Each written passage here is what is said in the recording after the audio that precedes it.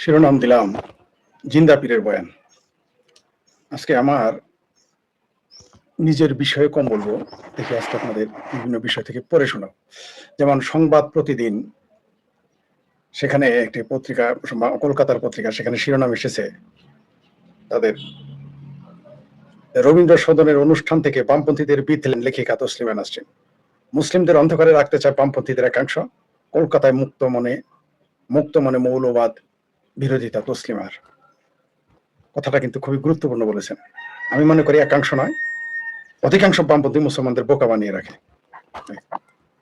তিনি সঙ্গত কারণেই তার ভাষায় কথা বলেছেন। আপনারা জানেন যে কুকুর নিয়ে আমি একটু কবিতা লিখেছিলাম, প্রবন্ধ লিখেছি, আর্টিকেল লিখেছি। সেখানে বিভিন্ন বৈজ্ঞানিক ব্যাখ্যা দিয়েছি কুকুর কেন রাতে চিৎকার করে। কুকুর কিন্তু রাতে ক্ষুধার জ্বালাতেও কাঁদে, এটা আপনারা মনে রাখবেন। আমাদের গ্রামের খালা, মামি, নানি, চাচি, দাদিরা বলতো কুত্তায় কাঁদলে নাকি দুর্ভিক্ষ লাগে। আসলে তা না, এটা বলতো যে কুকুর যদি অনেক শেষ সাথে অনেক কাঁদে তাহলে বাবা দুর্ভিক্ষ। আসলে কুকুরগুলো ক্ষুধার জ্বালাতে কাঁদতো। এটার সাথে একটা দুর্ভিক্ষ না হলেও কুকুরের দুর্ভিক্ষ।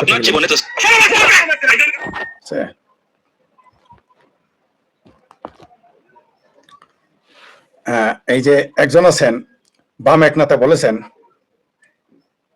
যে তসলিমা নাসরিনের কাছ থেকে বাঙালিকে সিপিএম চিনতে হবে না। ঠিকই বলেছেন। বাঙালি চিনে ফেলেছে যে ভারতের সিপিএম, সিপিআইএম, বাংলাদেশের বামেরা কত ভণ্ড। বামেরা সিপিএম দেখে সিপিএম চিনে নিয়েন যারা কত বড় ভণ্ড। ভারতের জনগণ বুঝে ফেলেছে, বাংলাদেশের জনগণ তাকেই বুঝে ফেলেছে। ভারতের জনগণ বুঝে ফেলেছে যে সিপিএম কি, তাই তো তাদের 540-এর আসনে এখন 4-5টা আসন কপালে জুটে না, ভবিষ্যতে আরো কমবে। তসলিমা নাসরিন ঠিকই তো কি ভুলটা বলেছে। ভারতের বামপন্থী মৌলবীরা, এগুলো হলো বামপন্থী মৌলবী। কিসের সিপিএম এগুলো হলো কমিউনিস্ট পার্টি মৌলবী আর কি। মৌলবী তো আছে মুসলমান মৌলবী, আর হলো কমিউনিস্ট পার্টি মৌলবী। এরা দেখবেন সারাদিন সারা পৃথিবীর মৌলবাদ নিয়ে আলোচনা করবে, কিন্তু মুসলিম মৌলবাদ নিয়ে আজ পর্যন্ত একজন বামপন্থী আমাকে দেখান ভারতের যে মুসলিম মৌলবাদ নিয়ে সমালোচনা করেছে, বা ইউরোপের একজনকে দেখান, পাবেন না। খুঁজে হারিকেন লাগায়।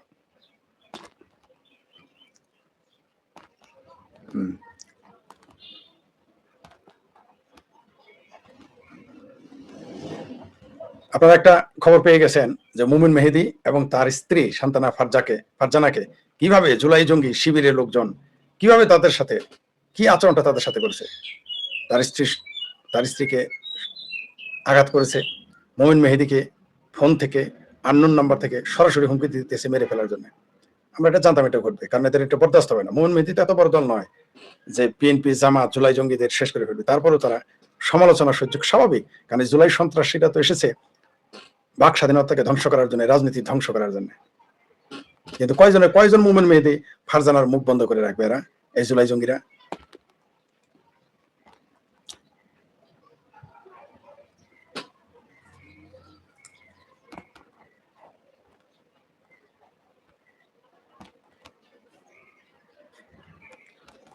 সবচেয়ে ইন্টারেস্টিং কথা হচ্ছে যে আমেরিকার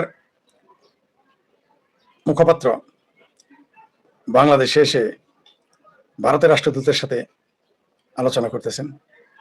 আওয়ামী লীগের বর্ষিয়ান নেতা সাবের হোসেন চৌধুরীর সাথে আলোচনা করতেছেন।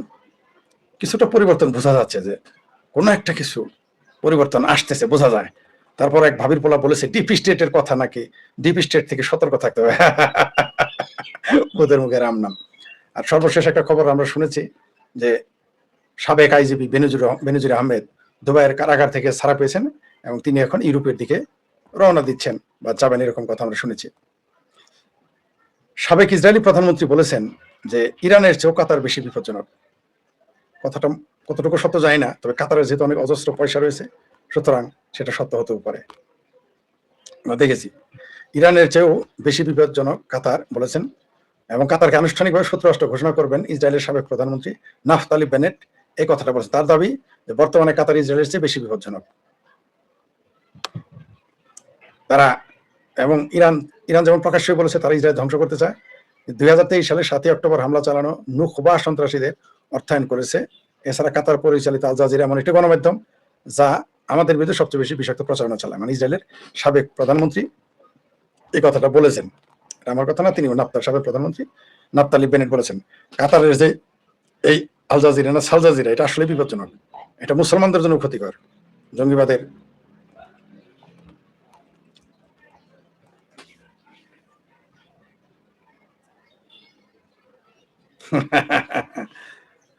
এই যে বিএনপির এক যুব দলের এক নেতা বলেছে, নয়ন নাকি ওর নাম, সে বলেছে কেউ যদি তাকে তার কাছে বলে যে আমি জুলাই যোদ্ধা, আমার তো এত বেশি বিরক্ত লাগে, রাগ লাগে, মনে হয় ঠাড়ায় একটা চটকানা মারি এখনই।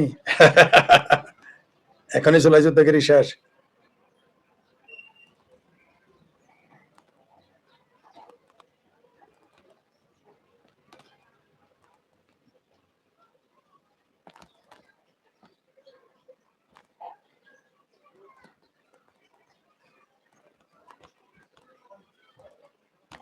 এবং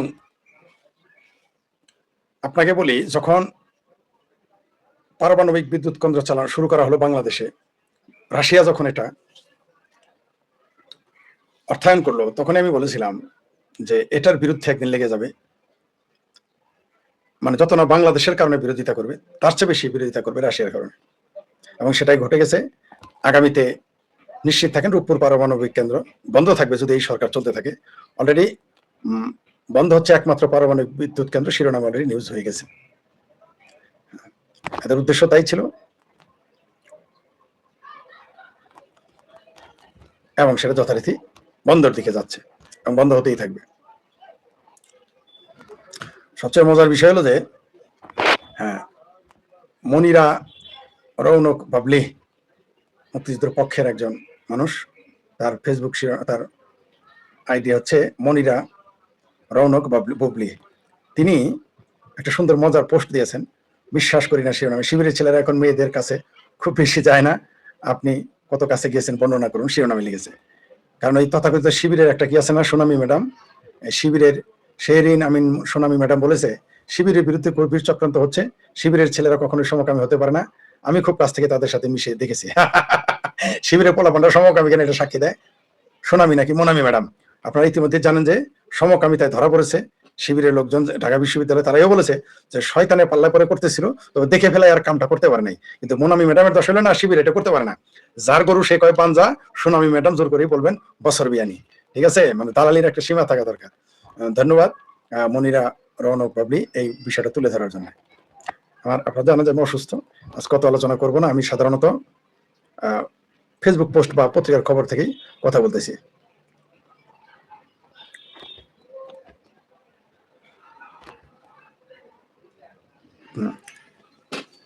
হ্যাঁ, তারপর আরেকটা খবর আপনারা জেনেছেন যে কুয়াকাটা মাধ্যমিক বিদ্যালয়ের 50 বছর বয়সী এক শিক্ষকের সাথে 10ম শ্রেণীর ছাত্রীর একটা ভিডিও এসেছে, এবং তার নেশা হচ্ছে ছাত্রীদের সাথে অবাধ মেলামেশা করা। কুয়াকাটা মাধ্যমিক বিদ্যালয়ের একজন শিক্ষক, এবং দেখলে চেহারাই দেখবেন যে মৌলবীর কাজটা দেখবেন।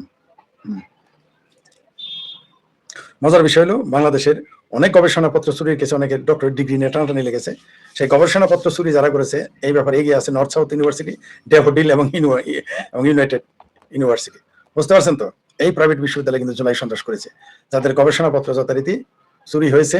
এবং চুরিগুলো দেখেন, শিরোনাম আপনারা খবরটা জেনেছেন যে চুরি ও অনিয়ম ধরা পড়ায় প্রত্যাহার বাংলাদেশের 335টি গবেষণাপত্র। নর্থ সাউথ বিশ্ববিদ্যালয়ের ইলেকট্রিক অ্যান্ড নর্থ সাউথ বিশ্ব একজন অধ্যাপক নাম মোহাম্মদ মনিরুজ্জামান খান, তিনি যে বিশ্বের শীর্ষস্থানীয় গবেষণা বলে দাবি করেন। অবশ্য একটি সুপরিচিত জনসংখ্যা তার মনিরুজ্জামানের গবেষণাপত্র প্রত্যাহার করে, এটি এগুলো ভুয়া, তা প্রমাণ করেছে, ধরা পড়েছে। এবং বাংলাদেশটা এরকম, এগুলো আস্তে আস্তে দেখেন 325টি গবেষণার মধ্যে 44টি হলো ড্যাফোডিল ইন্টারন্যাশনাল ইউনিভার্সিটি, 42টিতে নর্থ সাউথ ইউনিভার্সিটি, 32টিতে জাহাঙ্গীরনগর বিশ্ববিদ্যালয়, 21টিতে ইউনাইটেড ইন্টারন্যাশনাল ইউনিভার্সিটি, 20টিতে ঢাকা বিশ্ববিদ্যালয় গবেষকের নাম রয়েছে। অর্থাৎ যারাই গবেষণা জালিয়াতি করেছে, এই হলো আমাদের শিক্ষা ব্যবস্থার অবস্থা।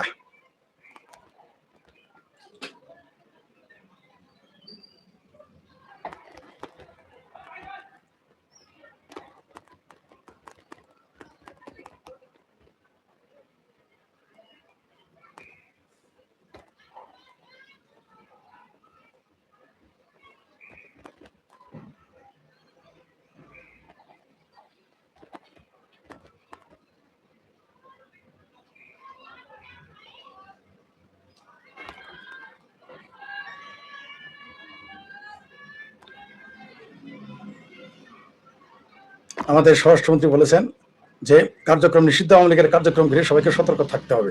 কেন, কি কারণে?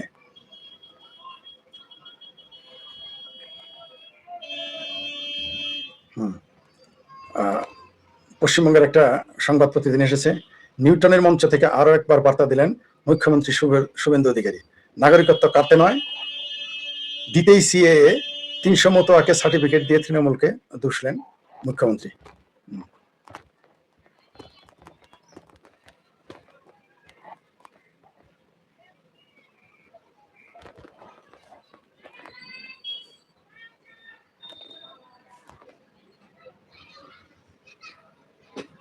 হ্যাঁ, আবার সবচেয়ে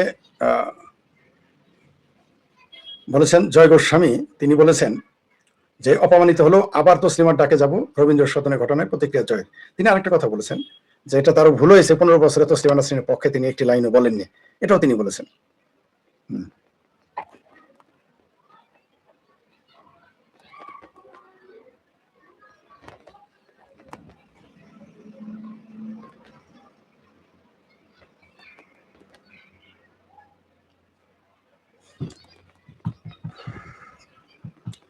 মীর মোনাজ হক, বীর মুক্তিযোদ্ধা, কেউ কেউ বলে তিনি জাসদপন্থী, যাই হোক, তিনি একটা পোস্ট দিয়েছেন খুব একেবারেই 9-10 মিনিট আগে।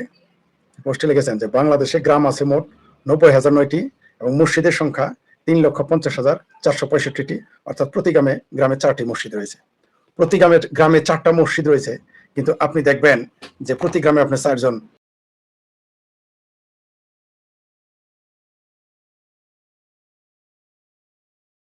শেখ ফরিদের গুরুত্বপূর্ণ বিশ্লেষণ।